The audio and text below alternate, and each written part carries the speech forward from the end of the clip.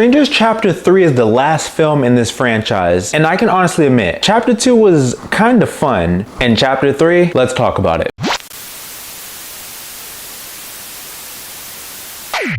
I've always loved the Strangers franchise. The mystery, the silence, the dread, even the Strangers Prey at Night was easily entertaining. Even though the tone was slightly different from its predecessor, it was still very fun and very colorful and vibrant. And it actually worked with the sequel. What made those films effective was pretty simple. You didn't know who the villains were, you didn't know their motives, and that mystery really kept that story afloat. It was a very simple premise to actually make it good.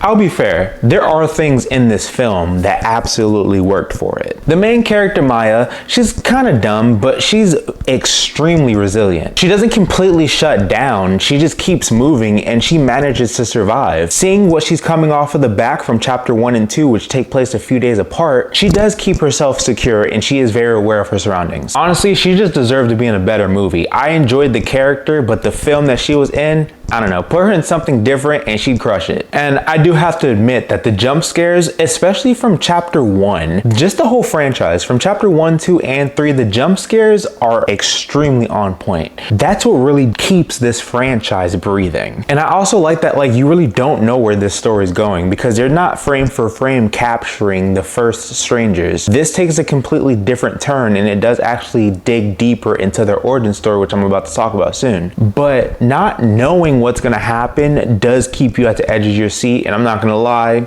I was caught off guard with a few things that happened in this film. And the idea of this town Venus and hinting at why the Strangers are compelled to do what they have to do, it's very interesting, but on paper. And yeah, I gotta admit that the cast, like a lot of the cast, is fairly attractive. They do keep your attention just off of looks alone, but that can only hold so much weight in a horror film. That's not a tactic that you can go by to actually judge that this film is pretty good. And I know a lot of people do talk about, oh, certain characters are just dumb just to make the horror films actually feel generic, actually feel like early 2000s horror films. And I'm like, I get that, but there should be a level of how dumb characters are. Because granted, some of the characters in this movie were enjoyably dumb, which I'm like, damn, it feels like I'm watching Scream all over again. But then you have some that are not, and we'll get to that.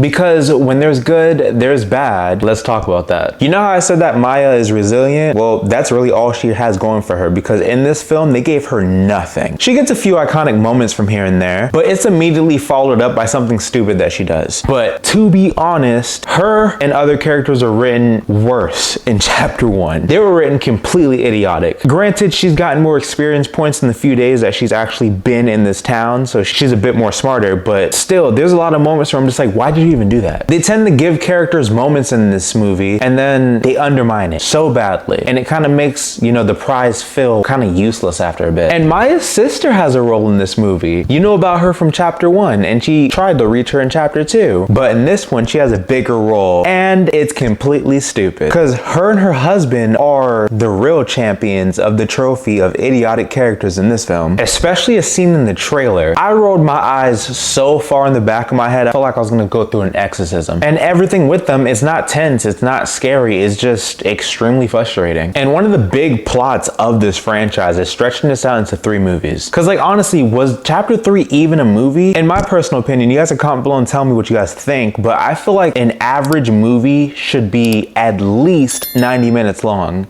This film, counting, was only 82 minutes. That seems like I'm nitpicking, but like at this point, isn't that just a Disney film? With the short runtime, it makes this story feel a bit more padded than it needs to be, and it doesn't feel like a complete story. It just feels like one act stretched and sold just separately.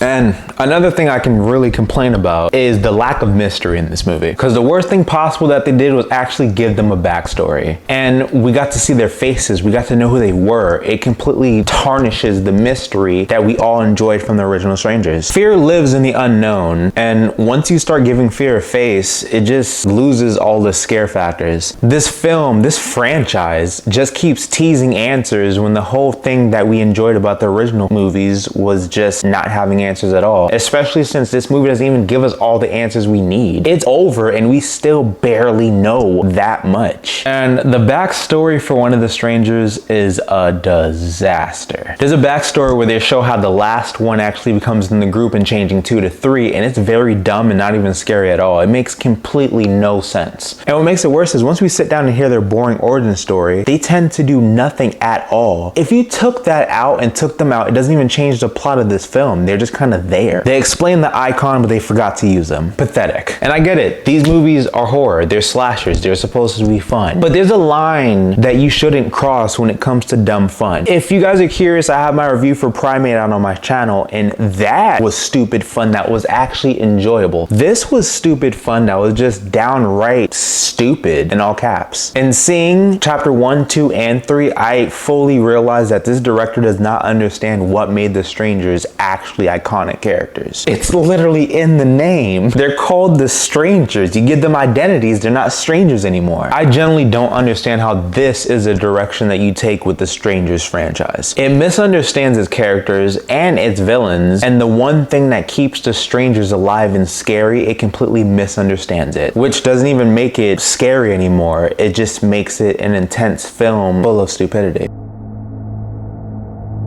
There was a plan here, trust me, there was. A resiliently very effective jump scares and an interesting backstory to the town of Venice. And somehow, none of that worked. This wasn't dumb fun, this movie was just dumb. So my rating for The Strangers Chapter 3, this movie gets a director's apology needed.